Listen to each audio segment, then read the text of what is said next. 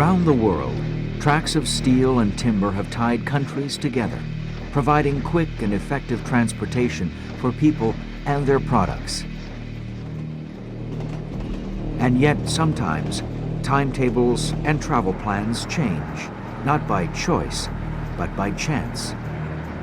In Italy, a train enters a tunnel on a routine run. When it comes out, most of its passengers are dead. In Canada, a holiday special carrying weekend vacationers never makes it home. Instead, death is the final destination.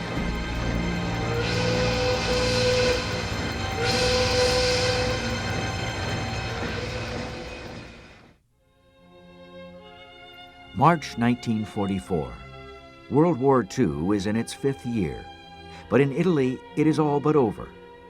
Allied troops have been behind Nazi lines since January, and Rome is about to fall.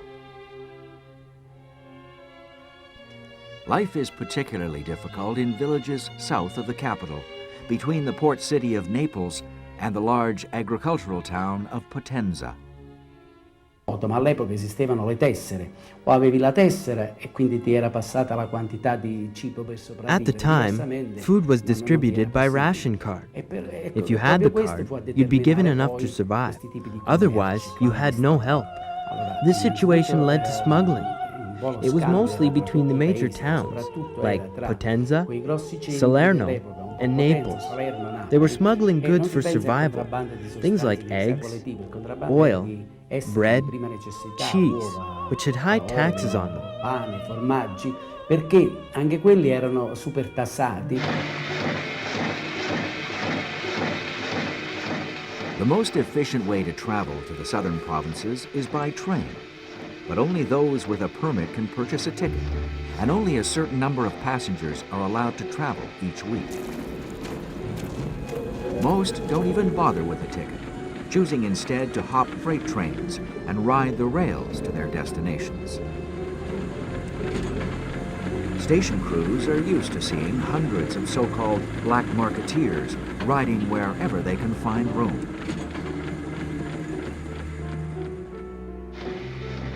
One of the most popular trains is the 8017. Every Friday night it leaves Naples for its weekly run to Bari on the east coast.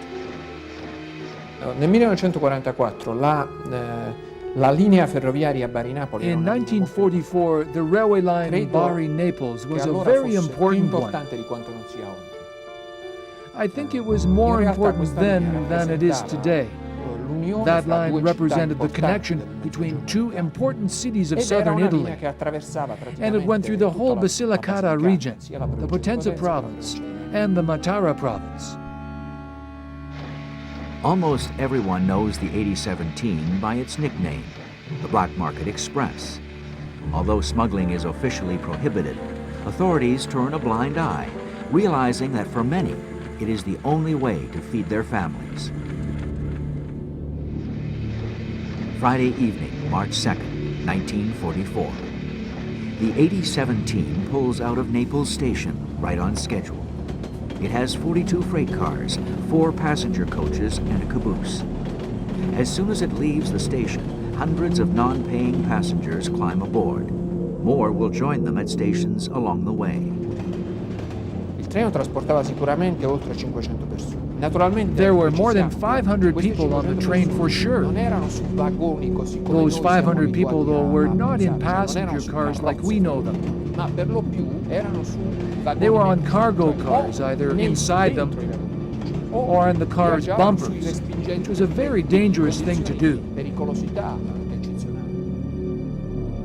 Ciro Pernice is one of those passengers, a young man of 19 who gets on the train in Salerno. He is on his way to Bellamuro to look for food for himself and his 4 brothers. Domenico Miele is one of the paying customers, an olive oil salesman who takes the train every week. Luigi Cozzolino also has a ticket. He is a shopkeeper from the village of Racina, traveling with his wife and 8-year-old son. As usual on this run, 2 powerful locomotives are at the front of the train. 25-year-old head engineer Matteo Giuliani is at the controls. In particolare, uno di essi, nonostante fosse Matteo Giuliani, in spite of his young age, was regarded as a myth of the railway of Campania because he was very good. Back then, to be regarded as a very good engineer at 25 was like to be a successful manager at 30 or 40 today. It meant you had reached a high level of professionalism. Together, the locomotives can pull as much as 500 tons up the steady incline of the Apennine Mountains.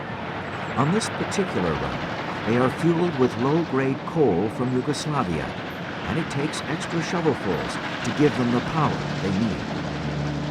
le condizioni nelle quali si trovava. The situation in southern Italy at the time did not allow for better quality coal. The war situation demanded that the military got the good quality coal.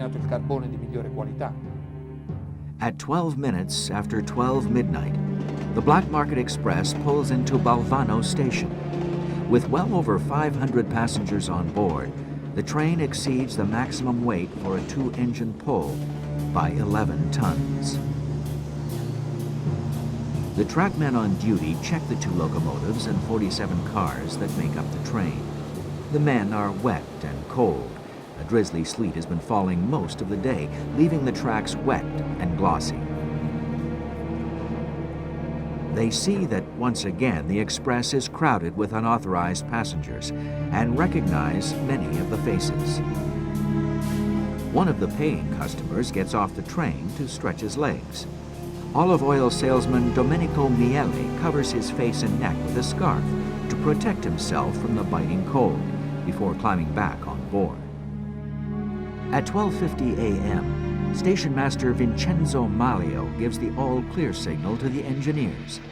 As the train pulls away from Balvano station, brakeman Michele Palo climbs into the caboose. Another brakeman, Giuseppe Di Venuto, jumps into the 11th car from the locomotives.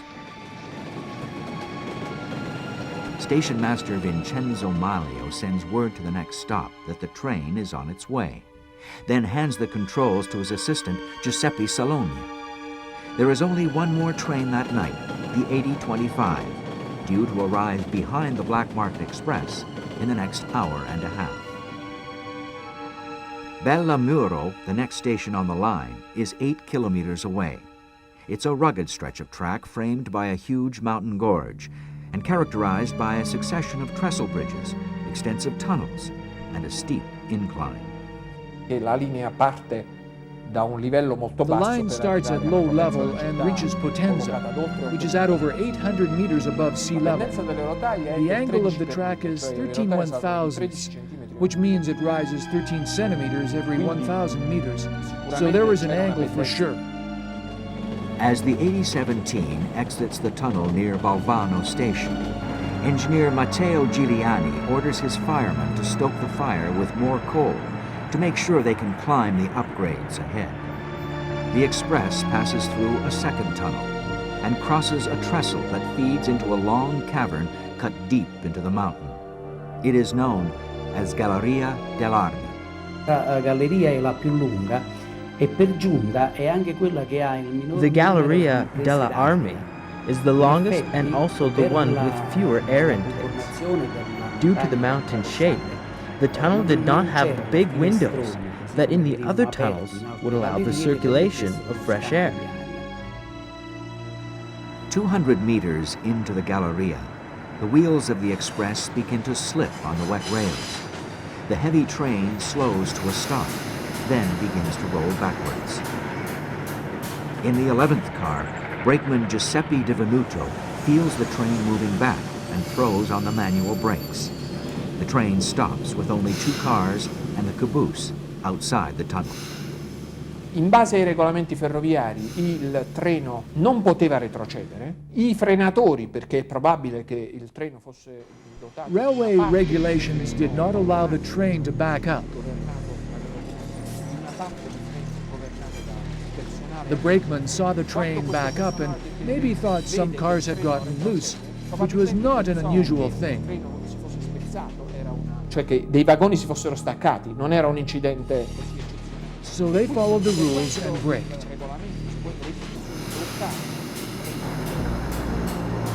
Inside the tunnel, head engineer Matteo Giuliani again orders more coal to help power them up the incline, unaware that this particular coal is part of the problem.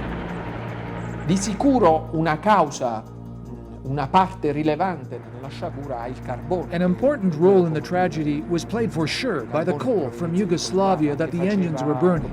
Molto fumo, ma non dava molta forza. The coal would give a lot of smoke, but not a lot of energy.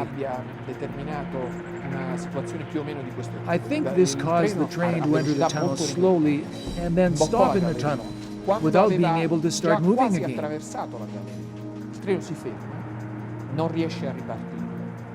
The crew shovels more fuel into the fireboxes of both locomotives, but it's no use.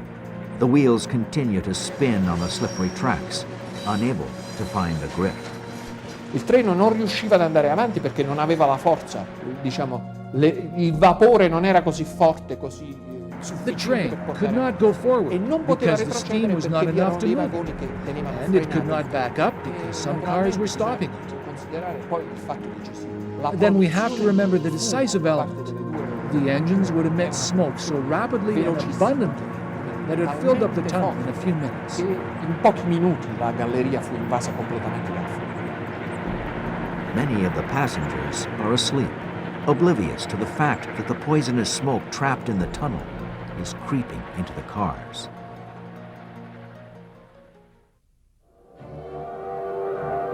Most passengers on the Black Market Express are unaware that the train has stopped. Like many, 19-year-old Ciro Pernici is asleep in one of the freight cars, a heavy military cloak wrapped around his head to keep warm. Shopkeeper Luigi Cozzolino and his family are dozing in one of the passenger coaches. Olive oil salesman Domenico Miele is still awake. In the last few minutes, he's developed a nagging cough and he's feeling sick to his stomach. Wrapping his scarf over his nose and mouth, he walks to another passenger car to escape the smoke. Ma la scena è quando più di qualcuno che forse erano nel We can assume that some passengers started noticing that they were not feeling well. They were disoriented, so they went towards the back exit rather than the front one, thinking that the train had just entered the tunnel, while in fact it was well over the middle of it.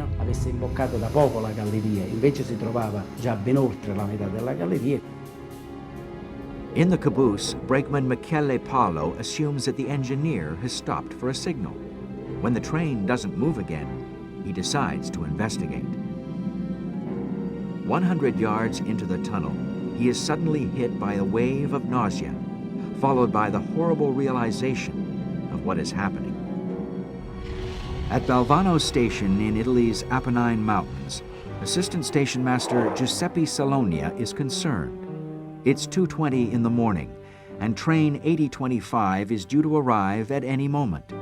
Yet he has received no confirmation that the 8017, known as the Black Market Express, has reached Bellamuro, the next station on the line.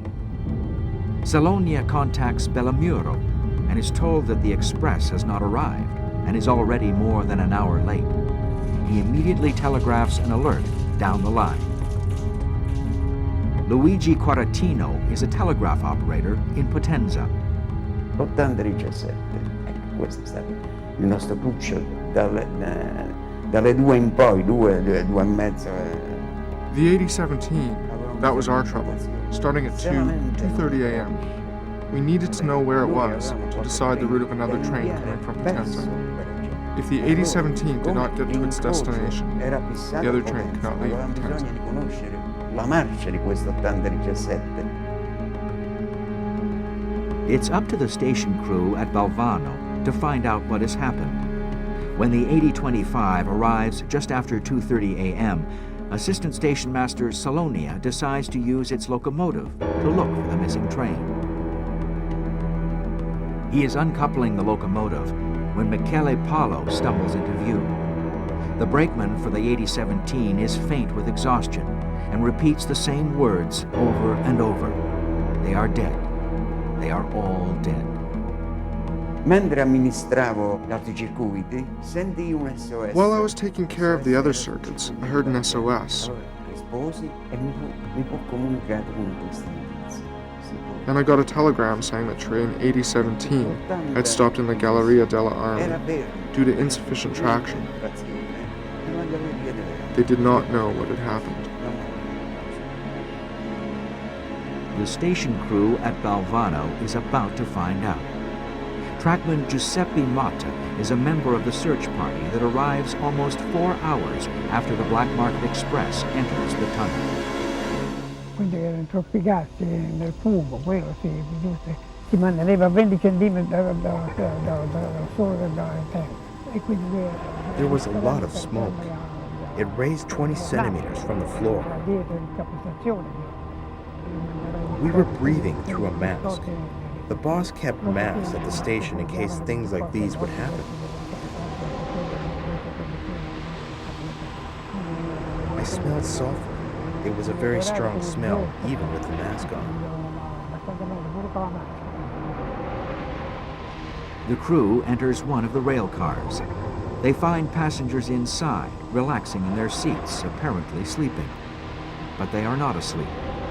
They are dead from carbon monoxide poisoning. Farther into the tunnel, the search party finds the crew of the 2 locomotives, dead in their cabs. Head engineer Matteo Giuliani is still at his throttle, his head resting on the window pane. It seems that they tried to load the engines to get power. But the more coal they would put in, the more carbon monoxide would come out. And that turned out to be deadly. Carbon monoxide makes people drowsy. Then it intoxicates nerve cells, and the process is irreversible. The people closer to the engines would inhale more and would die in 5 to 10 minutes. On their faces, they were yellow, the color yellow. It was the color of the smoke, the color of the smoke. There are bodies outside the train as well. Miraculously, some are alive. Quindi queste persone o rimasero intossicate senza rendersi conto di quello che These people either were intoxicated without knowing what was going on, or they knew what was going on, tried to run away and got hurt. While trying to get away, they fell or jumped off the train. Nella galleria la situazione era questa. Il fumo pieno di zolfo si sistema in tutta la galleria, ma lascia scoperta We have to keep in mind the situation in the tunnel. The smoke, full of sulfur, fills the tunnel, but there is a gap about 20 centimeters off the ground. If a passenger had got off the train and had fainted on the ground, he would have been lucky, since there was no smoke there and he could breathe oxygen. The rescue crew uses their locomotive to pull the stricken train back to Balvano, but only after trackman Giuseppe Motta inspects the cars on the 8017.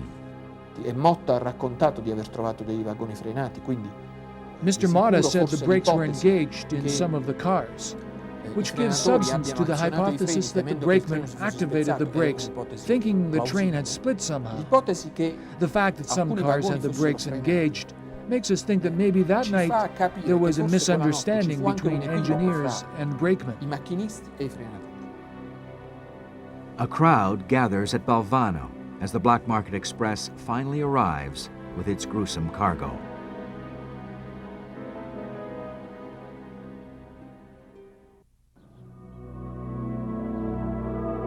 March 3rd, 1944, 5:10 a.m. The Black Market Express returns to Balvano station. Police and the military organize the removal of bodies from the train. Residents of Balvano are there to help. E abbiamo incominciato a scendere questi morti. On the first locomotive, there were 4 women and 2 men, all dead. Some had a handkerchief, some had a cigarette in their hand. Io ho visto una fotografia dei cadaveri allineati sui marciapiedi della stazione di Balvano. I have seen a picture of the corpses lined up on the sidewalks, and it was a tragic view. 500 corpses lined up on the two sidewalks of the Balvano station make for an apocalyptic picture. Quelli che davano segni di vita, nella sala d'aspetti. In the waiting room of the station, the rescuers were trying to resuscitate the ones that were showing signs of life. They were massaging them and such to wake them up. Some of them survived, but some did not. Olive oil salesman Domenico Miele is found unconscious in one of the coach cars.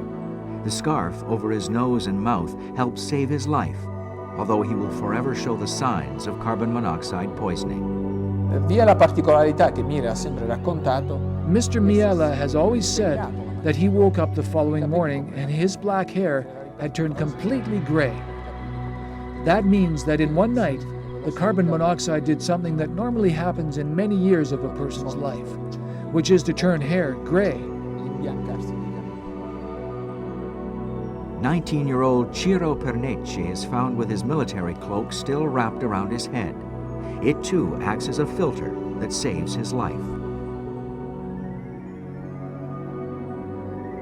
Shopkeeper Luigi Cozzolino is also revived, only to discover that his wife and 8-year-old son are dead.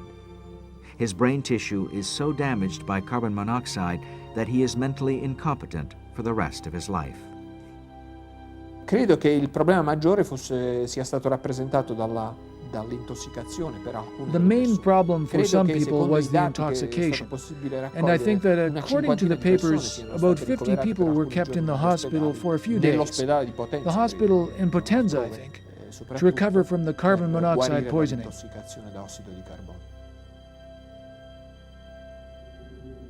At the end of the day, the final death count is 521. Because many carry false papers or no identification at all, 193 bodies are never identified. Io credo che nella tarda mattinata comunque nella mattinata del 3 marzo del 1944, the morning of March 3, 1944, the Allied military authorities arrived in Balvano. The provincial medical authorities, the provincial doctor from Potenza, who certified the death of those people. There were two needs to be met. They had to hurry up to free the railway line and to bury more than 500 people.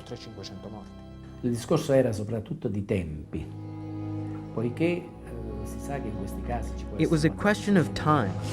When something like this happens, there's a risk of epidemics. There was no time to dig individual graves. Can you imagine digging 500 graves? La mattina del 5 marzo ci hanno preso. The morning of March 5th, the Carabinieri called us to go to the cemetery and dig 3 mass graves, 2 for the women and 1 for the men. 2 per le donne e 1 per gli uomini. An inquest places blame on the use of an inferior grade of coal and on the added weight of the train itself, increased by the number of unauthorized passengers traveling that night. Cioè, qui non ci troviamo di fronte ad un incidente ferroviario classico in cui il treno deraglia. This was not the usual train accident where the train goes off the track and people die. There is no crash. The train did not manage to exit the tunnel. Why? The only explanation is that the poor quality of the coal did not allow the engines to perform properly. E dopo la disgrazia, la ferrovia. After the disaster, the railway authorities decided to have a permanent post at the Galleria dell'Armi. A railway worker would be guarding the tunnel day and night to check for smoke.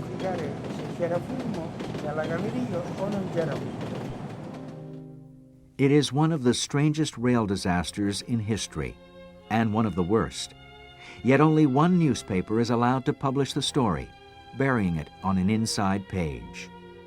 Una tragedia del genere oggi occuperebbe le prime pagine dei giornali per molti giorni e today it would be in the front pages for many days. It would be major news. La maggior parte dei telegiornali. This could not happen back then because of psychological reasons due to the war. 1944 was already one of the worst years of World War II. I don't think the Allies were keen on depressing people even more with such news. Forse mi posso pure sbagliare. Per me era un rimorso. I think I felt remorse. The mistake that was made to kill so many people.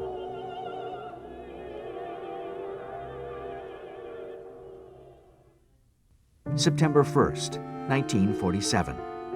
The war has been over for 2 years.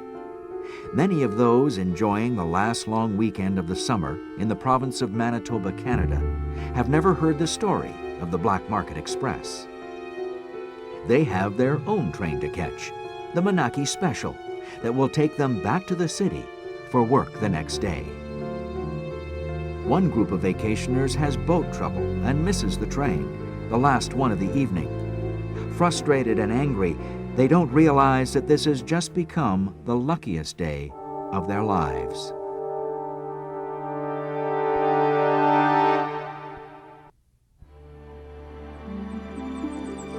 September 1st, 1947. Labor Day Monday. The last long weekend of the summer is all but over. In 1947, the Manaki Special is one of 2 passenger trains that carry summer vacationers from Winnipeg, Manitoba to the Falcon Lake region of northern Ontario. Going down on Friday night, it was a very busy, packed train, and it stopped a whole lot of places all the way along, letting people off. And then Sunday night, picked them all up again. There were virtually no roads into any of the places along the line at that time, so the train was pretty much it. The passengers who gather at stations along the line from Reddit to Malachi have left leaving until the last minute. The Manaki Special is made up of 13 cars. 2 baggage cars are directly behind the engine. Next are 9 passenger coaches built in the early 1900s and lit by gas lamps. At the rear are 2 steel-constructed parlor cars. At Manaki Station, trainman Gilbert Rougeau helps passengers board the train. Gil is looking forward to seeing his twin son and daughter later that evening. He usually works the rear of the train, but today he has traded positions with the other trainmen. Wally Douglas was, in seniority, was senior to my father, and his position should have been at the head end with the conductor. But this one evening, Wally Douglas had said to my father that he wasn't feeling that well, and would my father, Gil Rougeau, would he take the front end and he would ride the tail end. Passengers Catherine Mackay and her husband had planned to take the earlier train home. We were sailing, gorgeous day, but the wind had dropped. It always does at that sort of thing. So we got the paddles out and everything else, but we just sort of floated on our own reputation, as Father said. So we finally got back to the cottage, and he said, well, we can't make that. And my mother said, well, I'll put a dinner on, and you can make the next one. 12-year-old Ian Manson can't wait to sit in one of the coaches near the front of the train. I started to head towards the head end of the train to get a coach, and my dad said, no, let's go back here, well, which happened to be the second last coach in the train. 18-year-old Bill Kwasnisha is part of a large group of young people from the local summer camp. 2 coaches have been set aside for them at the front of the train. But the Manaki conductor is concerned that they will disturb older passengers. And that's when he said to maybe the train men, you know, they're both in uniform, and he says, we're going to move these coaches to the back of the train. So he says, don't put the suitcases on now, we're going to switch. Each stop puts the holiday special farther behind schedule. At Malachi, it takes on more passengers, including Daisy Irvine and close friend Joan Jarman. And I wanted to take the first train home, but it was such a gorgeous day in the last long weekend of the year, and my husband said, oh no, let's stay and take the second train. But it wasn't comfortable. It just seemed to be so hot and stuffy, and I could smell gas or something on that train. When the Special pulls out of Malachi at 7:30 that evening, there are 326 passengers on board. The train is already an hour and a half late. So is the Supercontinental out of Winnipeg. The eastbound passenger train is running in two sections, number 2 and number 4. The Manaki Special has orders to let both passenger trains pass.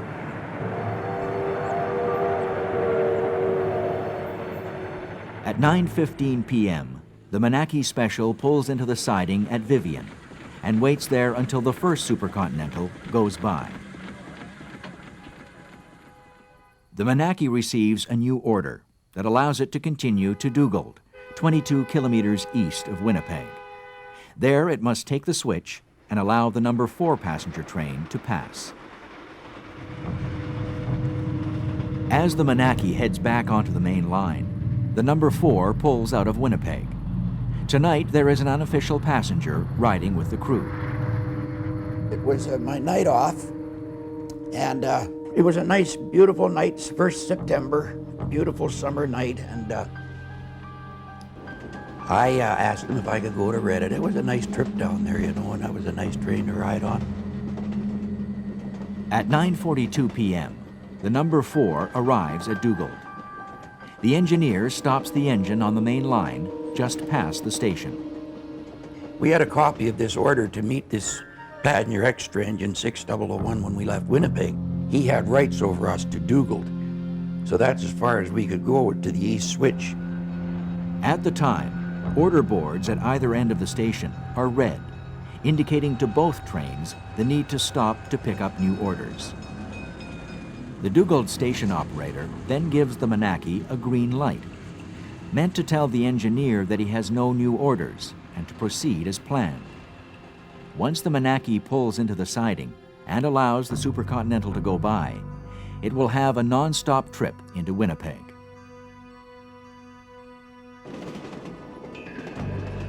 Normally, the brakeman from the passenger train would throw the eastbound switch as a courtesy to the other train. Tonight, there isn't time. The Manaki Special is already approaching the station. As they were coming into Dougald, my dad came into the baggage car and they looked out the side door and they observed the signal was green, and my father made the statement that, oh, this is great, I'll be able to get in and see the twins tonight, we have a clear board. The engineer of the passenger train sees the Special rounding the bend. He dims his engine lights to allow the Manaki crew to see the switch.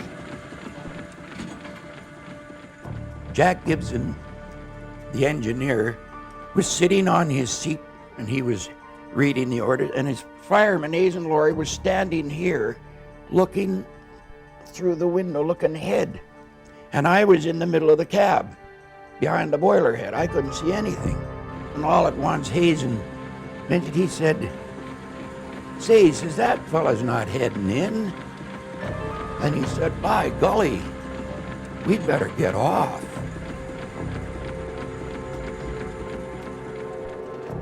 All of a sudden I heard this frantic whistle blowing of the train. And the train seemed to be doing this jumping on the rails. He was probably braking so hard, obviously aware of what was going to happen, trying to stop.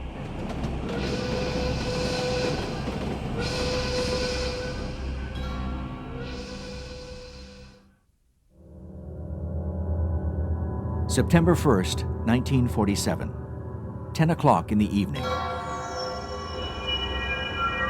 The Manaki Special has failed to take the siding at the east switch at Dougald. It is traveling at almost 50 kilometers an hour. On the main line ahead of it is the Supercontinental passenger train. The Manaki slams on its brakes.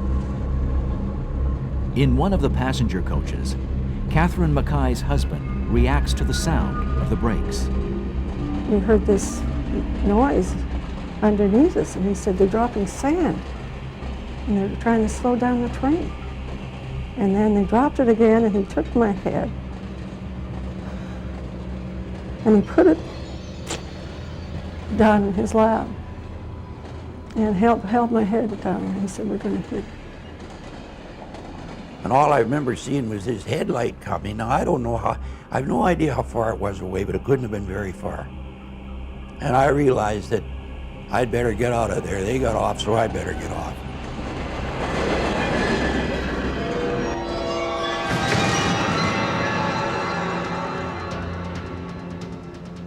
And then there was just like a psh, like that, and all the different steam pipes on both engines, which you can imagine, the terrible roar of steam, of this steam blowing straight up into the sky.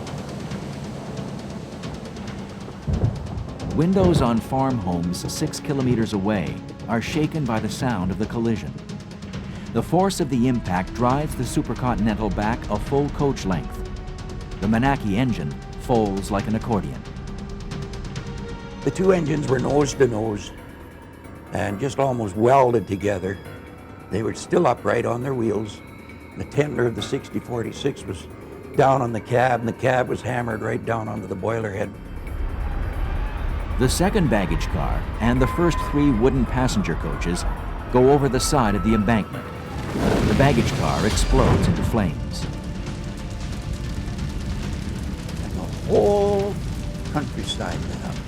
Was these pinch gas tanks under each coach, which they used in those days for the lighting facilities in the coach. That's what it was. The whole thing lit up just like it was unbelievable. I do remember sort of coming to and feeling heat. And my thoughts were, I'm going to be burned alive. Fire rips through the toppled coaches, chasing passengers down the length of the train. But finally, Hugh said, they were blowing up behind him, we haven't time. So he kicked through the window. He said, okay, you got to get out. Catherine Mackay and her husband jump from their train car, staring in disbelief at the destruction around them. Nobody could go back in the carriages. They were going up as fast as, from one boom and then another, because they were all gas. A Dougald resident, just leaving for work, witnesses the crash. He finds 6 people in the flaming debris. He is able to save 5, including a little girl. 2 men from one of the rear coaches try to save passengers in the second and third cars. They pull 3 people out. 2 are decapitated. 1 has no legs. Rescuers find Manaki engineer Gaylord Lewis slumped unconscious over the controls of his engine. He dies on the way to hospital. Dazed survivors stumble into nearby fields. All they can do now is watch. You're seeing things, but you're not really taking anything in.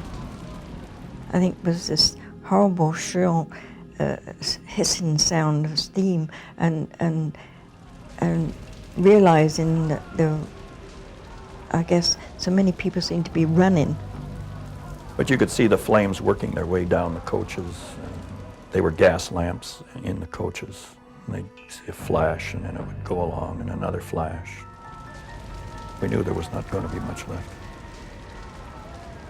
There was a lot of people crying, sounds of people crying, and not knowing where to go, what to do, I guess, those that got off the train. I said the Lord's Prayer. And after that, the Lord is my shepherd. Everything I knew. And thank God for saving my life, but help these people.